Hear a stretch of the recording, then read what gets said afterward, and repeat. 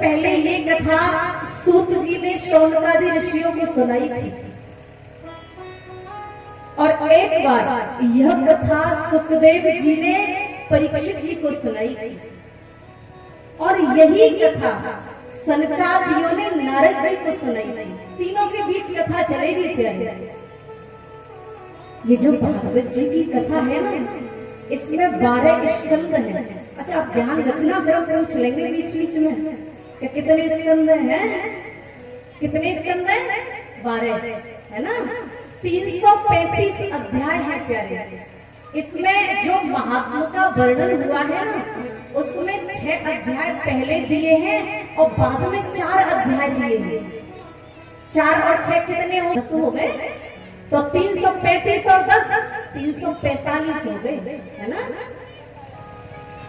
ये जो आज की कथा है प्यारे, ये महात्मा की कथा है। आप कहोगे महात्मा किसे कहते हैं? अच्छा, कोई अपने मुंह से अपनी बड़ाई करने लग जाए तो वो कोई मानेगा? कोई नहीं मानता। जब किसी कोई अच्छा व्यक्ति हो, उसकी बड़ाई कोई दूसरा करता है तो समझ में आता है कि हाँ भले आदमी है। हाँ जी, आना जी प्यारे। ऐसे ही ये जो पुराण है ना हमारे, कितने पुराण है बताओ? 18 पुराण है ना। अच्छा, 18 पुराण को हम बताएं, याद रखना। उसकी श्लोक संख्या भी बताएंगे आपको। सबसे छोटा पुराण जो है ना, वो मार्कंडेय पुराण है। उसमें श्लोक संख्या है प्यारे 9000। कितनी? 9000। 10,000 श्लोक है ब्रह्म पुराण में, 10,000 श्लोक है वामन पुराण में।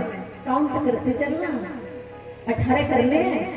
11,000 श्लोक है लिंग पुराण में, 12,000 श्लोक है ब्रह्मांड पुराण में, 13,000 श्लोक है मत्स्य पुराण में, और 14,500 श्लोक है भविष्य पुराण में, 15,400 श्लोक है अग्नि पुराण में, 17,000 श्लोक है पूर्व पुराण में, 18,000 श्लोक है श्रीमद् भागवत महापुराण में, 18,000 ही श्लोक है किसमें?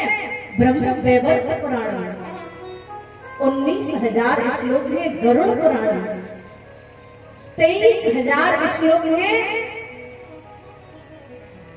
किसमें? विष्णु पुराण में, 24,000 श्लोक है शिव पुराण में, और 24,000 ही श्लोक है 12 पुराण में, 25,000 श्लोक है नारद पुराण में, और 55,000 श्लोक है पद्म पुराण में।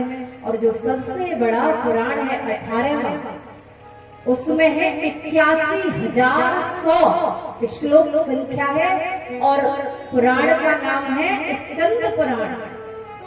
सबसे बड़ा पुराण 18 हो गए, हो तो गए, कोई नहीं। ये जो हमारे 18 पुराण है ना प्यारे, इन्होंने श्रीमद् भागवत जी के महात्मा का वर्णन किया है, उसी का निचोड़ है। अब आपको बताएंगे, सुनना। सबसे पहले ये जो संगता है, ये संतों की संगता है। प्रिय सज्जनों, कोई मनोरंजन का साधन नहीं है। आजकल मनोरंजन का साधन बना दिया है। अरे हाँ, अवसर आने पर, जैसे कि जन्मोत्सव हो, कोई उत्सव मनाया जाए, खूब नाचो गाओ, लेकिन प्यारे कथा से मत चूको। लेकिन कभी कभी होता क्या है प्यारे, तन से तो बैठ जाते हैं लेकिन मन से नहीं बैठते। कभी कभी मनीराम तो घूमने निकल जाते हैं। अब कल हम पूछेंगे कि बताओ कथा में क्या सुनाया, या कथा के बाद हम पूछें, अच्छा भैया ये बताओ कथा में आपने क्या सुना? कथा तो सही थी, लेकिन हमें ध्यान नहीं है। ध्यान क्यों नहीं है? क्योंकि आपका मन यहाँ नहीं है। मन से बैठना पड़ेगा, तभी तो समझ में आएगी। और एक और बात प्यारे, अपने मन में विकारों को घुसाकर मत लाना। कोई कुआं होता है ना, अगर कुआं भरा हुआ हो किसी से और आप उस पर और कुछ डालो तो उसमें आएगा थोड़े ही, आता है।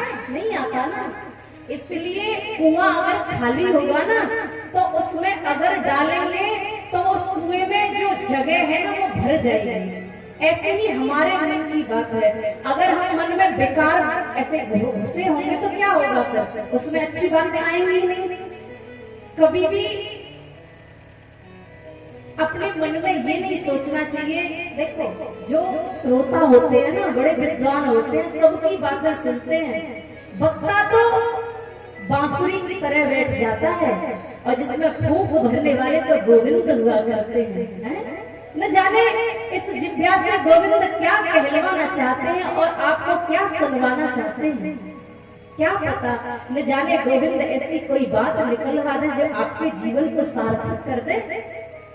इसलिए प्यारे मन से बैठना, तन से हाँ बैठो अच्छी बात, लेकिन प्यारे ध्यान रखना कि कोई भी शब्द चूक न जाए। देखो इसमें धन भी लगाया है, धन का खर्चा हुआ है नहीं हुआ है, कितना टेंट बढ़िया लगाया है, सब तो धन से ही होता है?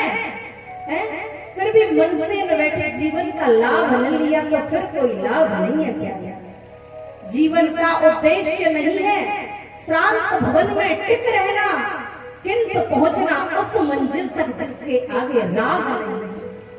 वहीं तक तो जाना है हमें कि बीच में ही रहना है? अच्छा बीच में रहोगे, पार जाना है, यही तो जीवन मिला है प्यारे हैं। ये कथा क्यों कराई जाती है? इसीलिए कराई जाती है क्योंकि प्यारे इस जीवन को धन्य बना ले। इतना जीवन निकल गया है, कितना निकले और कितना बचा आपको पता है? श्वासों का कोई भरोसा नहीं है प्यारे। श्वास श्वास पे नाम रट बिथा, श्वास मत खोए ना जाने या श्वास को आवन होए ना। कितनी श्वासें निकल गई, गिनी हुई श्वास मिली है प्यारे। इस जीवन में जितना चाहो बेहतर से बेहतर ले लो, लेकिन प्यारे जब ये जिंदगी लेना शुरू करती है ना तो एक श्वास भी नहीं छोड़ती जब लेना शुरू करेगी। इसलिए जब श्वास चल रही है ना, इसी में अपना काम बना लो। श्वास को व्यथा, जिसे फालतू बात हो गई, कहीं बैठे गप्पे मारने लगे, क्या लाभ प्यारे हैं? किसी को नहीं सुधार सकते, अपने आप को तो सुधार लो।